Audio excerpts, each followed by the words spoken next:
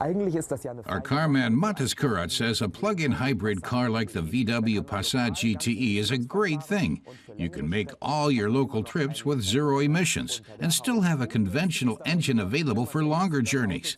But if you forget to charge it up at home, you have to look for a charging station and then wait.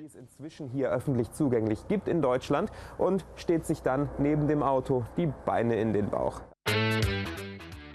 The Passat GTE takes around 2.5 hours to fully charge at a public station like this, a process that takes over 4 hours at home. In electric mode, the car pulls away with barely a sound, powered only by electricity from the battery.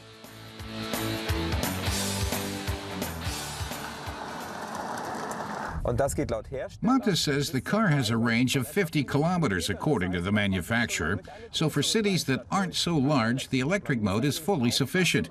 But as he points out, the driver needs to take particular care. Pedestrians and even pets can't hear the car coming, so they may just pop out into the road without warning.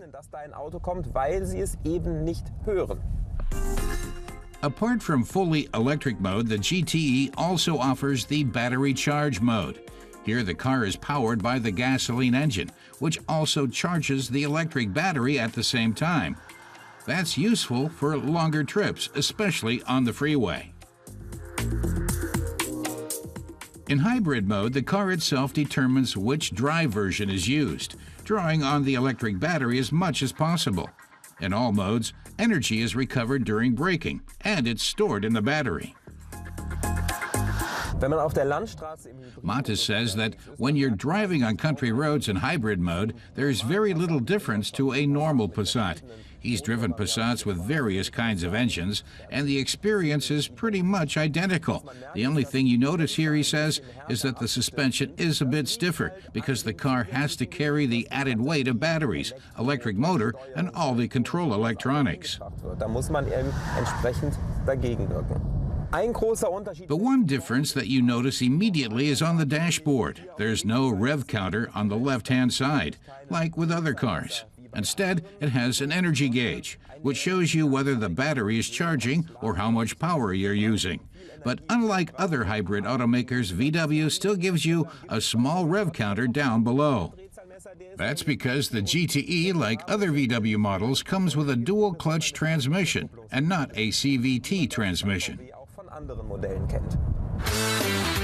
The Passat GTE is powered by a 1.4-liter TSI gasoline engine offering 115 kilowatts of power and an electric motor with 85 kilowatts. Working together, they combine to offer 160 kilowatts. VW says gas usage is 1.7 liters for 100 kilometers. But during our test drive, we used nearly 7 liters of gas, although admittedly Matas did hit the gas pedal quite a bit. He says if you like things a little speedier or you just want to pass someone, you press the GTE button. That changes the way the motor and engine respond. Also, the steering changes slightly. And if you have the optional dynamic chassis control, the dampers are also adjusted for a sportier ride. From the outside, the GTE looks almost identical to a normal Passat. Only the GTE logos on the front, side, and rear reveal that it's a plug-in hybrid, along with the blue electric design line on the radiator grille. The hood conceals the power center with its dual heart. With the battery and electric drive, the GTE is a whole 280 kilos heavier than a purely gas-powered 1.4-liter Passat. Inside, there are GTE logos and blue stitching in the upholstery. And the fine ambience light strips in the doors are also in GTE blue. Matas says it's obviously an advantage to charge the car first if you want to keep your emissions down, and that can easily be done at home. This is a European plug, but there are plugs available for every market. That's good if you don't want to set up a charging box in the garage.